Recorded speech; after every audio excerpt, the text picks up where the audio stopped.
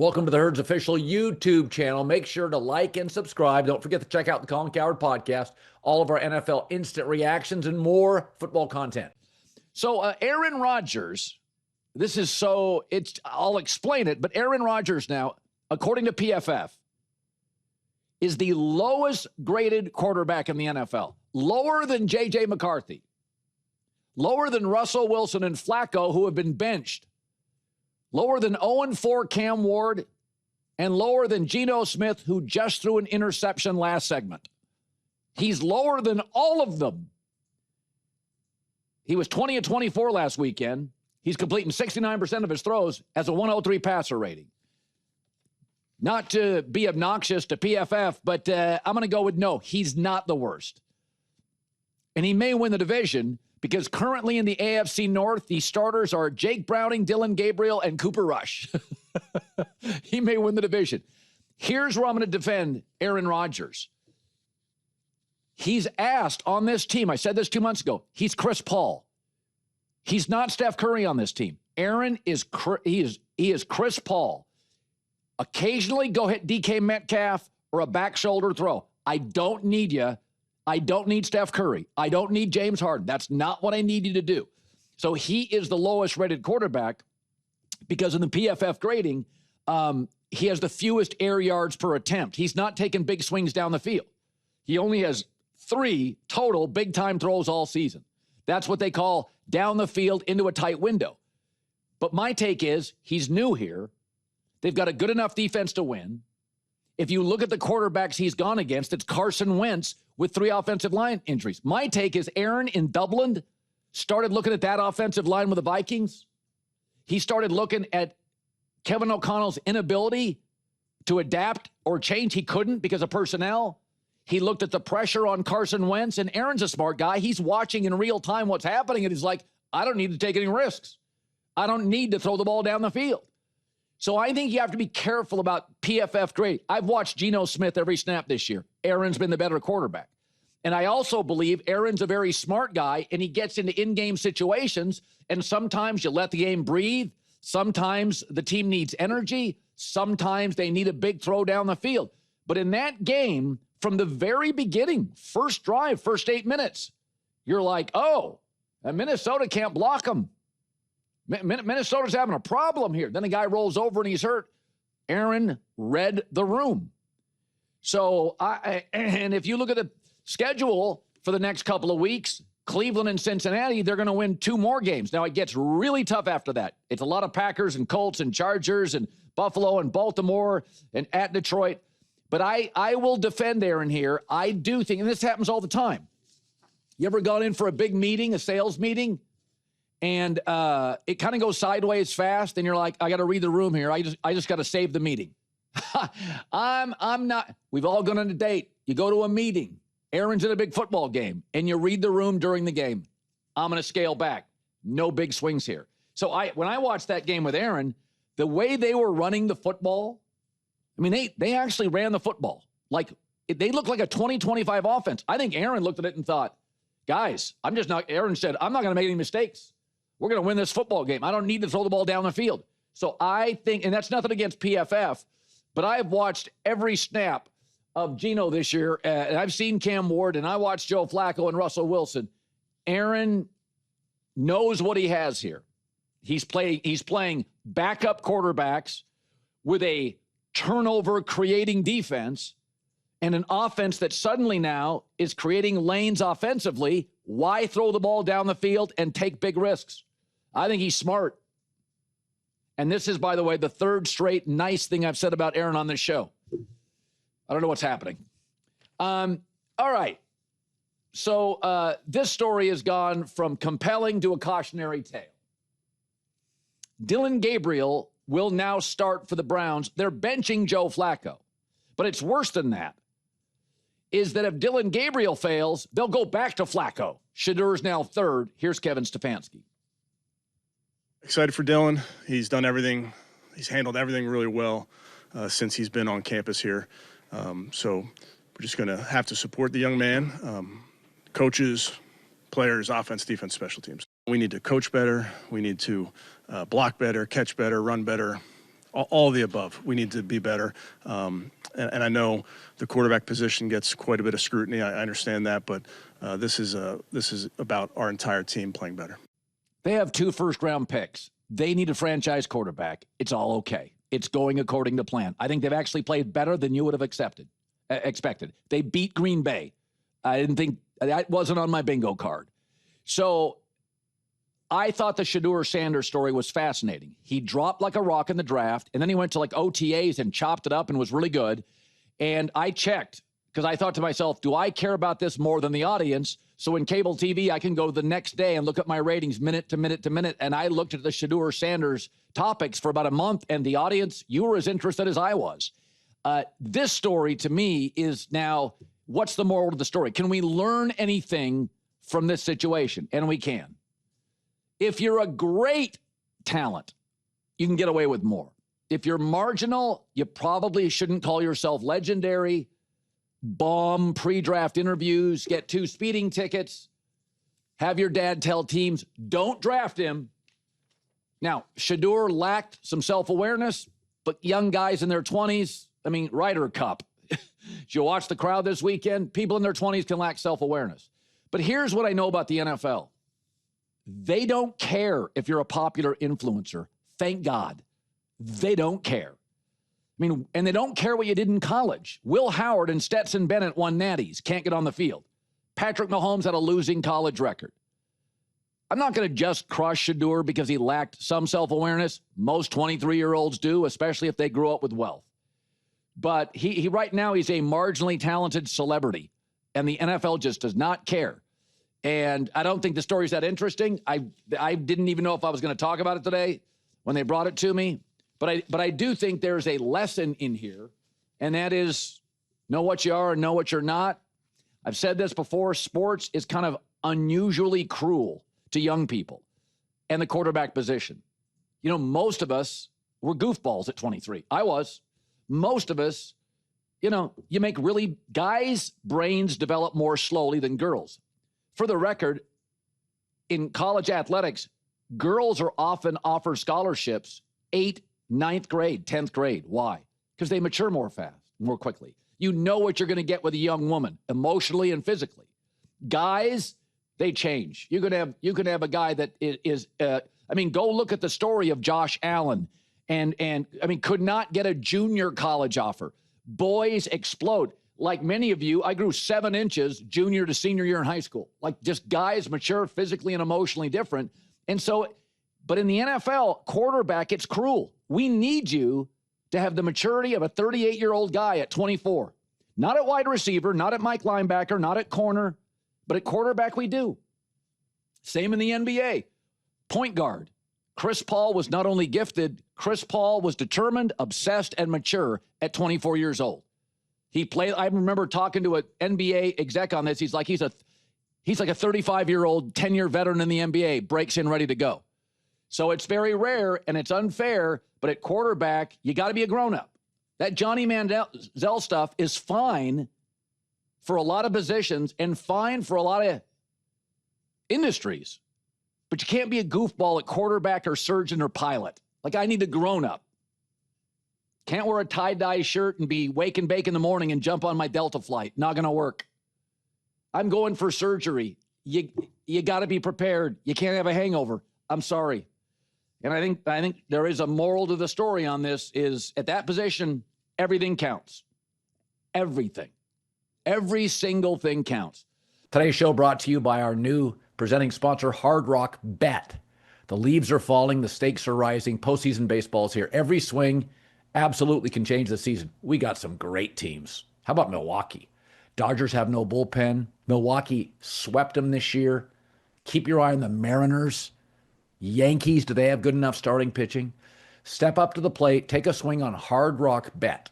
New customers, all you have to do is bet $5. If it hits, you not only get your winnings, but also $150 in extra bonus bets. Plus, every day this week on Hard Rock Bet, you get a profit boost for a playoff baseball parlay. There's a new promo every day. Boost your same game parlay or SGP Max so your bet pays extra winnings. So, if you want to see what everybody else is betting, who's going to homer, top picks, or parlays across any sport, the Hard Rock Bet app literally shows you. It's another reason to download the app. It's easy, 90 seconds. Just for the intro. Tap Discover, and you can see trending picks and parlays at any time. Download the Hard Rock Bet app. Make your first deposit. So yesterday we talked about this at length. Last year in Philadelphia, there was a little A.J. Brown drama, but it was different. They scored like 50-some points in the NFC Championship, and they scored 40 or something in the Super Bowl. And everybody was on the Saquon Barkley train. Like, oh, he's setting records. He was the new guy. Everybody loved it. So A.J. Brown's like, okay, I'm not getting many balls thrown my way, whatever. Okay, winning cures everything. Usually in the NFL, it's not going to cure everything here. Last 9 games for A.J. Brown in Philadelphia, he's averaging 3 catches a game and 38 yards. He's arguably the second or third best receiver in the game. So this different. Last year was different. Everybody was sharing in the joy of Saquon Barkley. Everybody was in on it. Everybody loved it. Everybody took a back seat. And also last year, the defense was great. Number 1 total scoring defense. This year, it's 22nd. This year, they're not getting to the quarterback. So they need A.J. Brown. They really need A.J. Brown. Saquon's yards have been cut in half because everybody's stacking the box. The word's out on Jalen Hurts. Stack the box, make him throw. So, it's just interesting. Everybody says, oh, it's okay. They're winning. Winning cures everything. There are exceptions to every rule. The last 9 games, including the playoffs, they can't get the ball to A.J. Brown. Now, the Rams are small at corner. In my opinion, during the trade deadline, the Rams should make a move. They're tiny at corner. Maybe they got some 6'3" guy in the scout team, but they're just too small. But last year was different. The defense was great. They were scoring a lot of points in big games. They were running the football. Everybody was sharing in that joy. That's not what they are now. They need A.J. Brown, and they can't consistently get him the ball in their last 9 games. And here's Brian Baldinger on his sort of mentality as a wide receiver. The thing about A.J. is this. He's different than other wide receivers in that his mentality is like an offensive tackle. He wants to absolutely obliterate the opponent in front of him. He wants to take every corner the way Lane Johnson takes every defensive end, or Jordan Mailata takes every defensive end and wants to drill him into the dirt and have him eat grass. That's what AJ wants to do. But if he doesn't ever get that chance, then that's what frustrates him. You got to see the problems ahead of when they'll eventually face the roadblock. The Eagles are 4-0. They have a worse point differential than Minnesota that just got housed in Dublin, and they can't figure out their quarterback position. They have a worse point differential than the Jaguars. So this thing, eventually, you got to be able to see things before they're real problems because you have a trade deadline opportunity here. And that's like the Rams need a corner unless they got somebody on the scout team that I'm not fully aware of. And the Eagles have the only thing that blows up a great dominant roster is drama. What's the most dramatic position in the NFL in our lives? Wide receiver. So, again, I think A.J. Brown last year was like, hey, it's Saquon's year. We're winning. Okay, now he's got a trophy. Now Saquon's yards are cut in half. Now the defense isn't great, and they need him, and they still can't get him the ball. You could talk yourself into being a good teammate last year. Hey, it's Saquon's year. Saquon's not having the same year. Word's out. Box is stacked. Final story is your Bears narrowly escaping Vegas with a big win on that late field goal block. Chicago's run game only had 2.7 yards per carry. Meanwhile, the Raiders rushed for 240. Here's Ben Johnson talking about being upset with the offensive run game. When you look at it as a whole, it was a mess, man. I'm just not proud of what we put on tape. I think it's a reflection of myself. I always take it personally. I saw us getting better the first 3 weeks and in a lot of ways on offense, and then this was just a little bit of a step back for us. Mm-hmm. Yeah, well, Bears on a bye, so you're tempering expectations. No. It's interesting now. So I had a conversation 2 days ago on Wednesday. It was Monday with a Bears fan, and I said, "Oh," he goes, "You got to be fired up," and I'm like, "Well, it was a mess." Exactly what I said. It was a mess. I said, you had 3 interceptions from Geno Smith. 4. The Raiders are not a good team. No, maybe it was 3. You know, it was 4 turnovers, 3 picks, 2 to the safety. And I'm like, and you needed to block a field goal? Well, why shouldn't I be happy with a win? I said, you can be whatever you want. I said, but dude, if you get 4 turnovers, 3 picks, you got to win going away. You should beat the Chiefs or the Bills if you get that. This is the Raiders who can't block. So it's like Ben Johnson watched what we all watched and is totally honest with it. If you're the Bears, you're, oh, we won. And I get it. Bears don't win road games, but it was there are losses where you come out of it totally concerned. By week 4, the offense cannot have false starts on 4th and 1. You just cannot do that by week 4. I said, first couple of weeks, I'll give you a pass. I mean, week 1, the Lions were a mess with new coordinators. But you get to week 4 and 5, no false starts on 4th and 1. Can't have them. Yeah. Sorry. Real quick, Colin, can we get the Bears' schedule on the screen? Because we touched on this. So bye week, usually you use to get healthy, right? The secondary maybe get healthy. Okay, we think they'll face Jaden Daniels coming out of the bye, but Washington has not looked great recently. Their defense got shredded by Michael Penix. Then you get the Saints. We'll give that a win. We don't know if Lamar will be back for week 8. We just don't. There's a chance they're facing Cooper Rush. Jason, I said this before the season. This was one of the hardest ranked schedules. Yep. And I said at the time with you, I said, show me the 3-game stretch of great teams.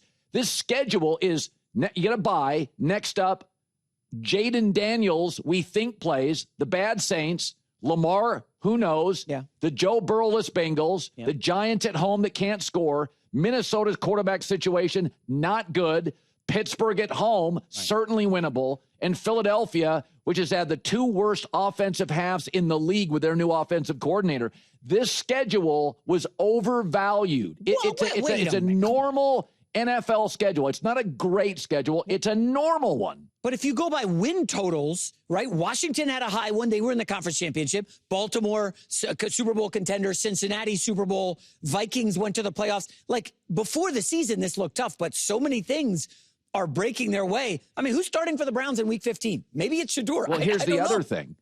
Here's the other thing I said. I said, Lions don't have a great defense. Cowboys, without Micah, won't have it. Raiders don't. Washington didn't. Saints don't. Bengals, even with Burrow, don't. I mean, the best defense they play is the Giants. They get them at home, and the Giants can't score. So this, I think the Niners' schedule was really easy. But my take, it's not that easy because nobody can stay healthy.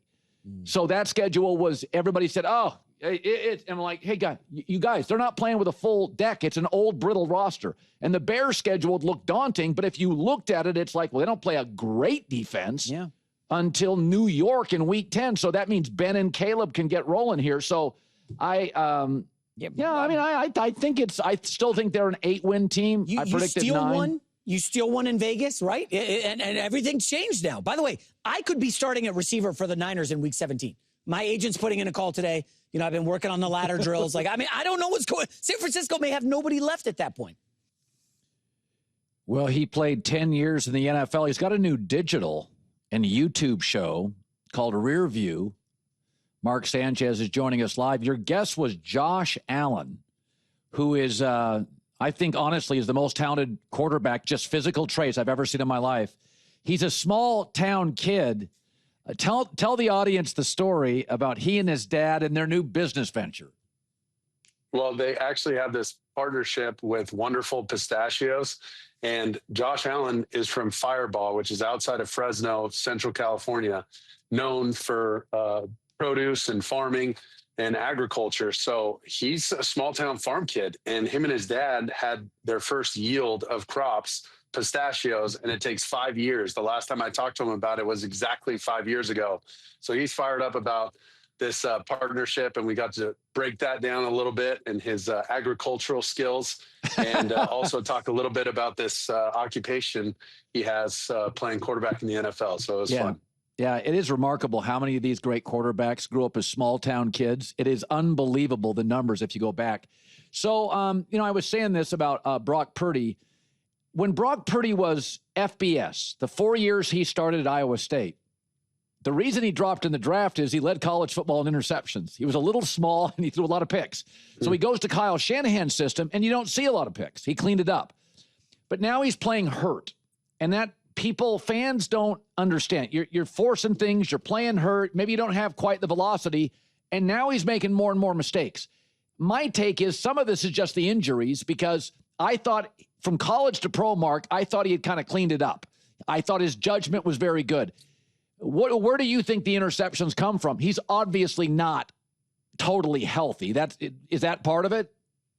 Oh, that's a huge part of it. And I think he went from a steady distributor type point guard to a guy who's got to score a lot more. And they're leaning on him a lot more to make plays with, a different type of roster than he came into the league with. Remember, he had guys like Brandon Ayuk, George Kittle, Deebo Samuel, and then halfway through the first year he started, they get Christian McCaffrey. So 3 of those guys are all pros or pro bowlers, perennial all pros and pro bowlers. And they all knew the system. They'd been in the system for years. So he just has to look at a wristband, spit out a call, and go do his job. Now he's working with different players, younger players, first year, second year players that he doesn't have a ton of rapport with. And it puts you in a position where sometimes you get a little riskier with the football, and sometimes you just kind of press a little bit. And I feel like that's kind of where he's at. He's trying to overcompensate for injuries and lack of personnel around him.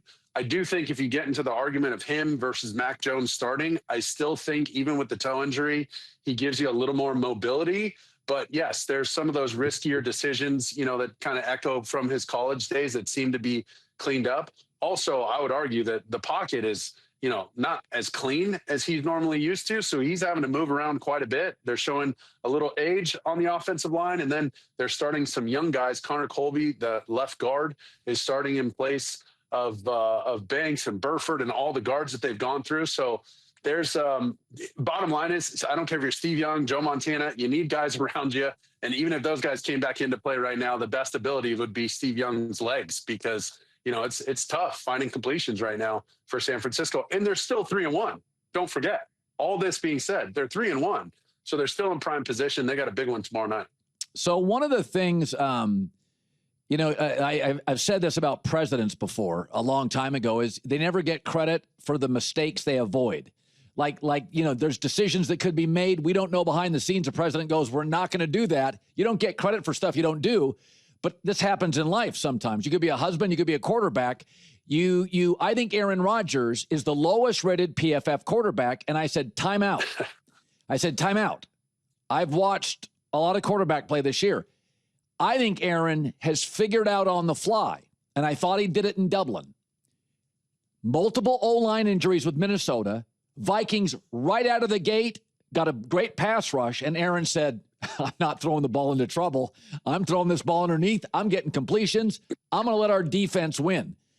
And I'm saying that's what I saw, but he's low graded by PFF, and their takeaway is he doesn't throw the ball down the field. And I'm like, I'm watching Minnesota's O-line can't protect Carson. He shouldn't throw the ball down the field, and you're laughing at this. Why? Well, 11:21 Pacific time. Colin Cowherd is defending Aaron Rodgers. I am. I don't know if I've heard that. Give me 20 seconds. This could be a full, Colin. What's going on? I know. We flipped the script here. Listen, I totally agree with you.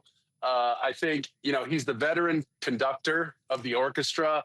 It's not flashy, but he's going to get the whole group in sync and hit every note. Reminder, this division is theirs for the taking. With Joe Burrow down, with Lamar Jackson down for who knows how long with the hamstring.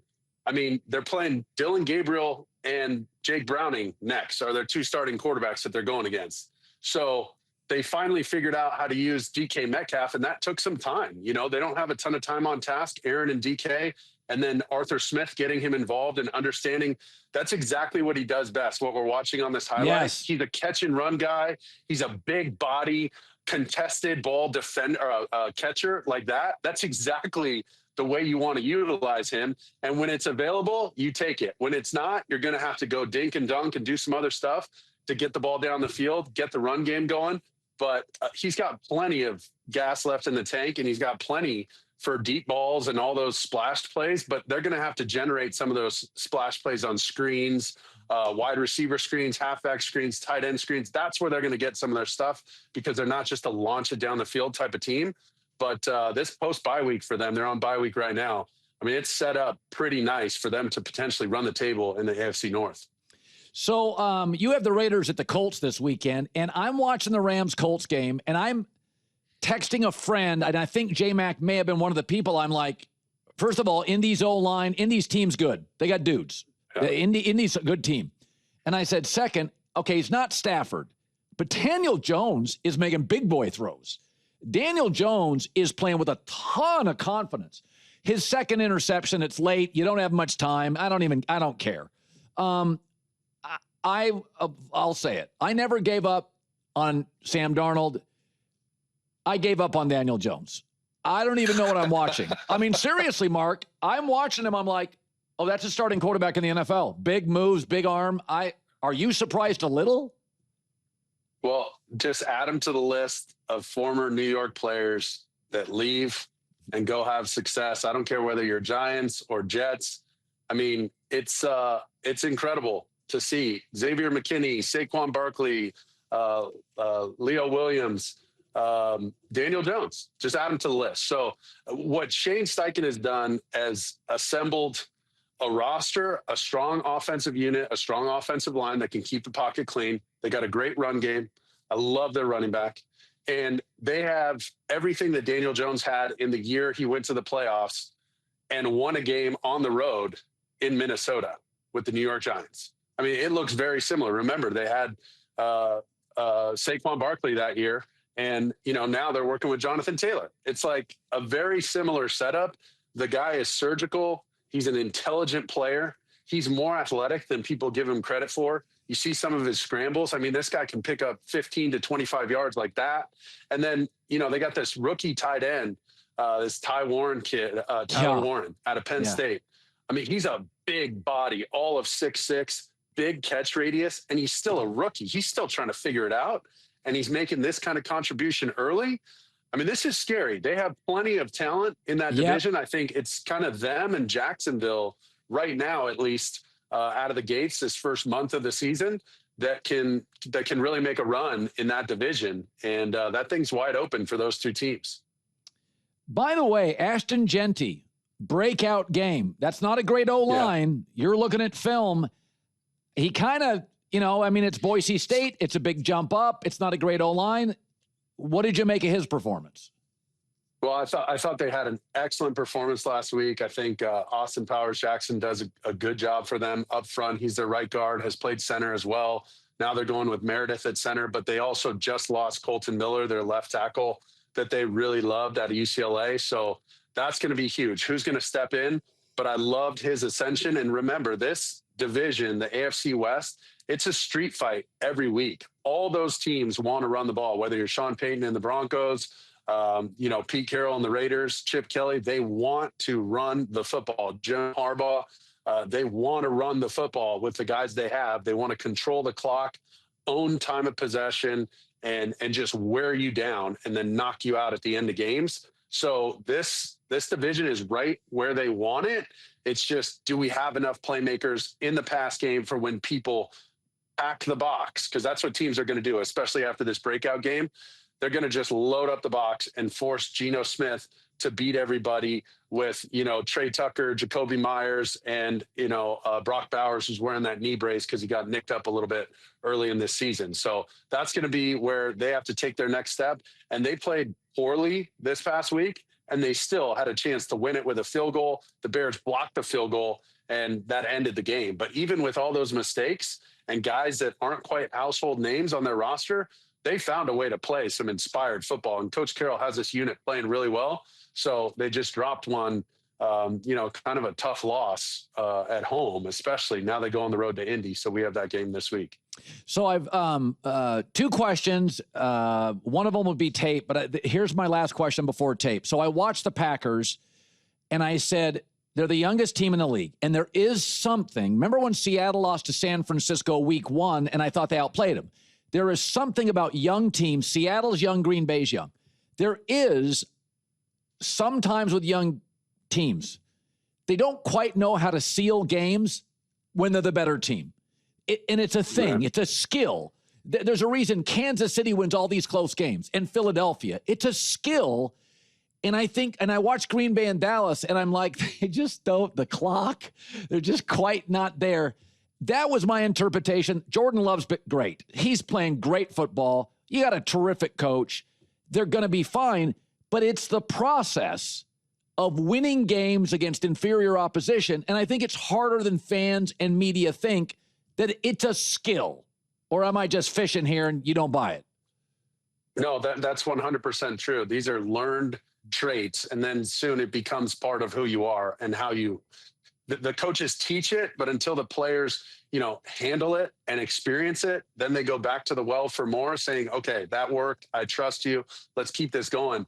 But the analogy for them really is like that little league team that's like the 10-year-olds, and they kind of stay together because they've been the youngest team in the league for like 3 years. So they kind of stay together at 10 years old, but they're playing up a division against the 12 and 13-year-olds. So by the time they get there and they're 12 and 13, it's like, hey, we've done this for a while. Now we just got to go prove it. We didn't win all the tournaments before, but now we got a shot in the finals every time. Now it's just doing it a couple times. And then it turns into riding a bike like teams you're talking about, like the Chiefs. They just know how to win at the end. And the first way to finish games is to stop beating yourselves.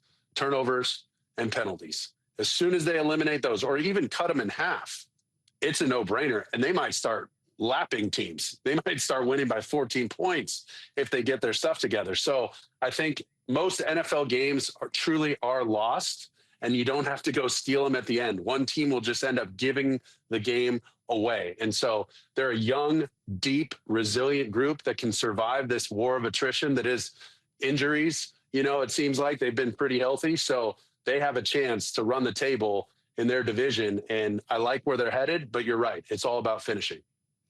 Finally, I watched the Niners and the Jags. First of all, the Niners special teams have been lacking, to be diplomatic, for about 3 or 4 years, and that was a part of the game. Trevor Lawrence, I loved him in college, and there have been moments in the NFL. You got a play you want to show. Where are you with Trevor Lawrence? Yeah, it's interesting because that was a huge part of our broadcast last week. And, I don't want to be a quarterback apologist. The numbers are the numbers. He's got over 70 turnovers in his career. And at this point in your career, going into year 5, that's not okay. But you look at the surrounding, the supporting cast and the environment he's been in. 4 different head coaches, 4 or 5 different coordinators. Finally, has a coordinator that comes from that Shanahan, McVay kind of tree that gives him options at the line of scrimmage. This is one of the first times he's really had to go through an entire, you hear these quarterbacks say, can. Well, they're going up to the line of scrimmage with multiple plays. And when they say can, they throw a play in the trash can and get to a new play.